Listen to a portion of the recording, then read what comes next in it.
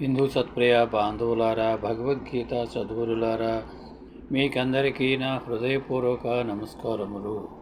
మనము నిన్నటి వరకు భగవద్గీత 14వ అధ్యాయము గుణత్రయ విభాగ యోగం వరకు పూర్తి చేసుకొని ఉన్నాము. ఈ భగవద్గీత బోధన మహాయజ్ఞంలో 1వ అధ్యాయం నుండి 14 అధ్యాయాల వరకు పూర్తి చేసుకుని ఉన్నాము.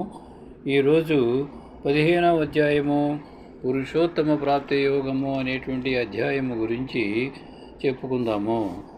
మొదటిగా ఈ అధ్యాయం యొక్క అవతారిక, అంటే ఈ అధ్యాయానికి పురుషోత్తమ ప్రాప్తి యోగము అని ఏ విధంగా వచ్చింది అనే దాని గురించి తెలుసుకుందాము.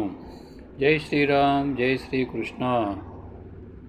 అవతారిక ఏమిటంటే, అనిత్య అశుచి దుఃఖ అనాత్మసు నిత్య శుచి సుఖాత్మ ఖ్యాతిరవిద్య. ఇది పతంజలి యోగ సూత్రాలలో వివరించబడింది.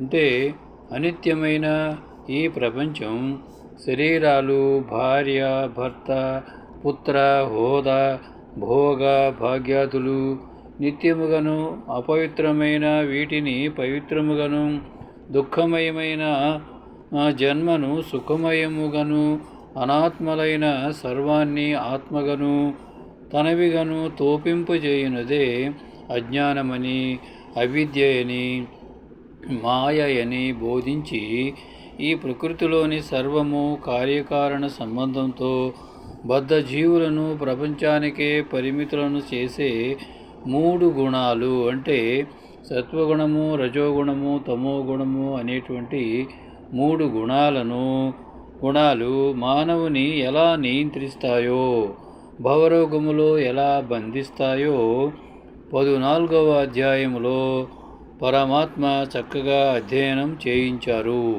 కావున కారణాన్ని అనుసరించే కార్యముంటుందని, గత జన్మల కర్మఫలాల వల్ల సంచితమైన కారణ శరీరంలోని వాసనలను అనుసరించే ప్రారబ్ధమైన నేటి ఈ జన్మ గుణాలు, కర్మలు ఉంటాయని కూడా తెలుసుకున్నాము. అందుచేత జగత్తులోని సర్వజీవులు ఈ 3 గుణాల ఆటకు, అంటే సత్వగుణము, రజోగుణము, తమో గుణము అనేటువంటి 3 గుణాల ఆటకు లోబడే ఉంటారు. ఈ గుణమోహములో పడిన బద్ధ జీవులు పుట్టుతూ గిట్టుతూ మాయామయమైన ఈ ప్రపంచంలోనే పరిభ్రమిస్తూ ఉంటారు. అలాగాక పురుష ప్రయత్నంతో గుణాతీతులైనప్పుడు, అంటే ఈ సత్వగుణము, రజోగుణము, తమో గుణము అనేటువంటి వాటి మాయాభ్రాంతి నుండి గుణాతీతులైనప్పుడు ఈ మాయామయ వలయాన్ని మానసికంగా ఛేదించి పరమాత్మతత్వాన్ని చేరుకుంటారని కూడా తెలుసుకున్నాము. ఈ సాధనకై ఏ మార్గాన్ని అనుసరించినా అన్ని మార్గాలకు చివరి లక్ష్యం పరమాత్మతత్వాన్ని ఎరుకపరిచే ఏకమేవా ద్వితీయం బ్రహ్మ తత్వాన్ని సూచించారు దేవాది దేవుడు శ్రీకృష్ణ పరమాత్మ. ఆత్మైన, ఆత్మధర్మమైన, ఏకాంత సుఖమైన పరబ్రహ్మతత్వమే అని కూడా వివరించారు. ప్రపంచాన్ని నిలబెట్టేది శాశ్వతమైన సత్, జ్ఞాన చైతన్య స్వరూప ధర్మమే అని తెలుసుకున్నాము. అలాగే సర్వజీవులను నిలబెట్టేది కూడా ఆ తత్వమేనని తెలుసుకున్నాము. సృష్టి అయితే వ్యష్టి అయితే ఆత్మ, సమిష్టి అయితే పరమాత్మ అని కూడా మనం తెలుసుకున్నాము. రెండూ ఒక్కటే అయిన అనంతతత్వమేనని మనకి ద్యోతకమైనది. 13వ అధ్యాయం క్షేత్రజ్ఞ విభాగ యోగములో క్షేత్రం అంటే ప్రపంచము, ఉపాధులు అంటే శరీరాలు అశాశ్వతమైనవని, నశించేవని, క్షేత్రజ్ఞుడు అంటే శరీరాన్ని, ప్రపంచాన్ని తెలుసుకునే శరీరి అని, అక్షర పురుషుడని, శాశ్వతుడనే వివరణ కూడా చక్కగా తెలుసుకున్నాము. భవరోగం వల్ల గుణాలలో చిక్కుబడి ఉన్న జ్ఞాన చైతన్యాంశే అయిన ఈ బద్ధ జీవుడే అక్షర పురుషుడు. గుణాతీతంగా బ్రహ్మాండానికి, సర్వప్రాణికోటికి అనంత జ్ఞాన చైతన్యంగా సర్వానికి ఆధారమైన వాడిగా అయినటువంటి పురుషోత్తముడు బద్ధజీవుడు పురుషోత్తముడిని తెలుసుకోవాలి. పురుషోత్తముడు ఈ జగత్తునకు బద్ధజీవులకు సదా ఎలా ఆధారంగా ఉన్నాడో ఆయనను ఆయన తత్వాన్ని గురించి చక్కగా విచారించి తెలుసుకుని ఆ తత్వములో లయమయ్యే విషయంలో కృతకృత్యుడు కావడం ఎలాగో చెప్పేదే ఈ పురుషోత్తమ ప్రాప్తి యోగం. పంచదశ అనగా పక్వం చెందిన దశ అని అర్థం. పక్వమనగా మానవత్వం నుండి దివ్యత్వం పొందడానికి ఉపకరించే దశ అని అర్థం. అందుచేతనే శ్రీకృష్ణ పరమాత్మ క్షేత్రజ్ఞుని గూర్చి ముందుగా 13వ అధ్యాయంలో చక్కగా వివరించి సాధకునకు వెనువెంటనే పురుషోత్తమ ప్రాప్తిని జరగనీయకుండా అడ్డుకునే త్రిగుణాలను సత్వగుణము, రజోగుణము, తమోగుణము అనేటువంటి వాటిని కూర్చి 14వ అధ్యాయంలో వివరించి పురుష ప్రయత్నంతో వాటిని అధిగమించే సాధనలను గూర్చి కూడా తెలియజేసి ఆ విధంగా సాధకుల స్థాయిని పెంచి ఇప్పుడు అంటే మానవుడు అంతిమధ్యేయమైన ఆ పురుషోత్తమును పొందే విధానాన్ని ఈ అధ్యాయములో అంటే ఈ 15వ అధ్యాయములో పురుషోత్తమ ప్రాప్తి యోగంలో మనకు పరమాత్మ చెప్పబోతున్నాడు. అందుకై అనిత్యమై నిరంతరం మార్పు చెందే ఈ ప్రపంచమనే సంసారమును ఒక వృక్షంగా పోల్చి మనకు ఇలా బోధించబోతున్నాడు దేవాదిదేవుడు శ్రీకృష్ణ పరమాత్మ. శ్రీ భగవాను ఉవాచ 1వ శ్లోకం ఏమిటంటే ఊర్ధ్వమూలమదశాకమశ్వత్వం ప్రాహురవ్యయం ఛందాంసేస్య పర్ణాని యస్తం వేద సవేదవేత్. అంటే శ్రీకృష్ణ పరమాత్మ ఇలా బోధిస్తున్నాడు. మొదలు పైకి కొమ్మలు క్రిందికి ఉన్న అస్థిర, అనిత్య, అవ్యక్త, అజ్ఞాన ఫలమైన ఈ సంసార వృక్షం సులభంగా తొలగనిదని, అనంతమైనదని పెద్దలు చెప్తారు. దాని యొక్క ఆకులే ఛందస్సులు అవ్యయమగు ఈ అజ్ఞాన స్వరూపమైన సంసారమనే వృక్షమును గూర్చి ఎవరు యథార్థంగా సంపూర్ణంగా తెలుసుకుంటారో అట్టి జ్ఞానులు తెలుసుకునదగిన దానిని చక్కగా తెలుసుకున్నవారు అవుతారు అనేది తాత్పర్యము. అంటే వాక్యం ఏమిటంటే అనంతమైన ఈ సంసారాన్ని వృక్షంతో పోల్చారు. అందులోనూ తలక్రిందులుగా ఉన్న అశ్వత్థ వృక్షాన్ని పోల్చారు. ఈ ఉపమానం కఠోపనిషత్తులో ఉన్నది. ప్రపంచానికి పరమాత్మకు మధ్య ఉన్న విచిత్ర సంబంధాన్ని ఒక్క ఉపమానంతో వివరించి చెప్పడం సాధ్యం కాదు. అయితే సంస్కృత భాషలోని నిగూఢార్థాల ద్వారా ఈ ఒక్క ఉపమానం నుండి విచిత్రమైన పలు అర్థాలు వెలువడి సాధకుని హృదయాన్ని అబ్బురపరిచి అద్భుతమైనటువంటి పరతత్వంతో నింపుతాయి. అంటే ఇప్పుడు భగవంతుడు ఒకదానికోటి ఈ శ్లోకంలో వివరించిన పదాల అర్థాల భావాలన్నిటినీ ఒకదానికొకటి సమన్వయించుకుంటే ఈ మహత్తర శ్లోకం నుండి క్రింది సందేశాలను మనం తెలుసుకోవచ్చు.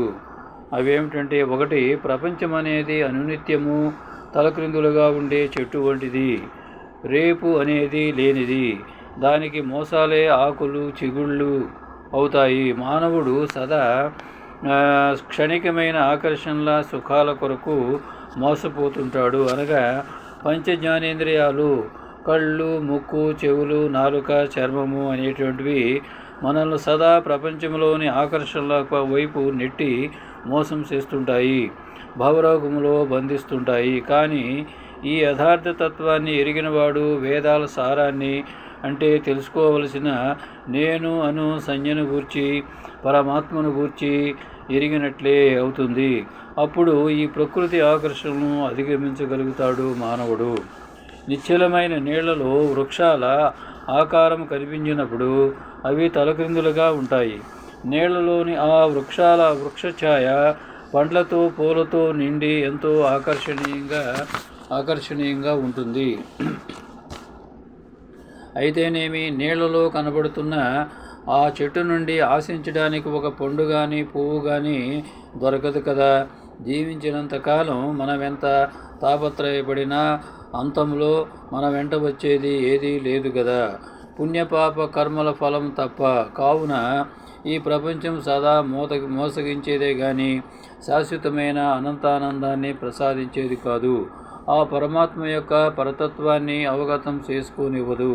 ఆ విధంగా నశ్వరమైన ప్రపంచం, సంసారమనే అశ్వథ వృక్షం మనల్ని సదా మోసగిస్తూనే ఉంటుంది. 2. ఉన్నతమై ముక్తినిచ్చే పరమాత్మ తత్వం నుండి మన దృష్టిని మరల్చి అధోగతికి దించేదే పంచజ్ఞానేంద్రియ గోచరమైనది ప్రపంచం. ఇది మానవుని ఎడతెగని ఆశ అనే ఆకలి మీద, దానిని పొందుటకు ఆరాటంతో అతడు పెట్టే పరుగుల మీద ఆధారపడి విస్తరిస్తుందని చెప్తారు. ఈ ప్రాపంచిక విషయ సుఖాలే దాని యొక్క ఆకులు చిగుళ్ళు, భవబంధాలను పెంచేవి. ఈ యథార్థాన్ని ఎరిగినవాడు వేద సారాన్ని ఎరిగినట్లే. మానవ జన్మ పొందినందుకు తెలియదగు దానిని తెలుసుకున్నట్లే అవుతుంది. ఏకమైన పరమాత్మతత్వం పైన ఉన్నది ఊర్ధ్వమూలం. ఆ తత్వాన్ని చూస్తే, ఆ వైపు పయనిస్తే మనకు ఈ సంసార రోగం నుండి ముక్తి లభిస్తుంది. అనేకమైన ఆకర్షణతో నిండిన ఈ ప్రపంచం మనల్ని సదా క్రిందికి లాగుతూనే ఉంటుంది. తరువాత పైన మొదలు అంటే క్రింద శాఖలున్న సంసారం అనే ప్రపంచం క్రింద ఉన్నది. కానీ ఉన్నతంగా ఉన్న అవ్యయమైన పరమాత్మ తత్వం సదా ఆధారపడి ఉన్నది. వేదాలే దాని ఆకులు, అంటే సత్తును గురించి తెలియజెప్పేవి. జన్మనిచ్చే పరమాత్మ తత్వం ఏకం, పరమాత్మ తత్వం ఒక్కటే ఉంటుంది. కానీ ప్రపంచం మనకు చూపించేది అనేకం చూపిస్తుంది. ఆ పరమాత్మతత్వం ఉన్నతమైనది, అందుకనే పైన ఉన్నది. ప్రపంచానికి మూలమైనది పైన ఉన్నది.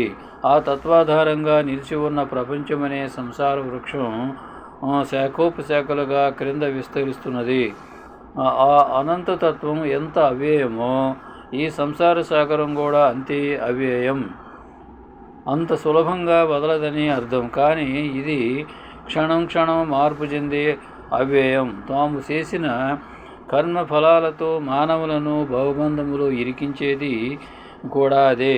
మరి ఆ అనంతతత్వము అవ్యయం, శాశ్వతం, మార్పు లేనిది, నిత్యమైనది, భవబంధ రహితమైనది, సచ్చిదానందమైనది, ముక్తినిచ్చేది అని మనం తెలుసుకోవాలి. ఈ సంసారం అనే ప్రపంచం మన లౌకిక జ్ఞానాన్ని బట్టి విస్తరించుకుంటుంది. తరిచిన కొద్దీ, తెలుసుకునే కొద్దీ లోతుకు పోయి ఎన్ని క్రొత్త విషయాలను కనుగొన్నా ఇంకా అనేక రహస్యాలను తనలో ఇముడ్చుకొని ఉన్నది ప్రపంచమనే వృక్షం. అలాగాక అలౌకికంగా ఆధ్యాత్మ తత్వమును తెలుసుకొని చేరడానికి తాపత్రయపడితే ఏకమైన ఆ పరమాత్మ తత్వమును చేరుకోవచ్చును. మరి ఈ ప్రపంచంలోకి రాకుండా శాశ్వతంగా ఆ తత్వంలోనే ఉండవచ్చును. మరో విషయం, వృక్షం ఎదిగే కొద్దీ ఆధారానికి అంటే భూమికి దూరం అవుతుంది. అయితే ఎంత ఎదిగినా ఆధారాన్ని వదిలిపెట్టిందా చెట్టు చచ్చిపోతుంది. అలాగే ప్రాపంచిక విషయ జ్ఞానంతో మమేకమయ్యే కొద్దీ సంసార వృక్షం జనన మరణ పరంపరలతో మానవులను సతమతమయ్యేటట్లు చేయడమే గాక పరమాత్మతత్వానికి దూరమై తన మూలాన్నే మరచేట్లు చేస్తుంది. మనలో ప్రస్తుతం జరుగుతున్నది ఇదే జరుగుతున్నది. భవరోగము నుండి ముక్తి పొందాలంటే ఎన్ని జన్మలెత్తైనా ఈ మర్మం తెలుసుకోక తప్పదు అనేది ఈ శ్లోకం యొక్క భాష్యము, అర్థము. జై శ్రీరామ్, జై శ్రీకృష్ణ.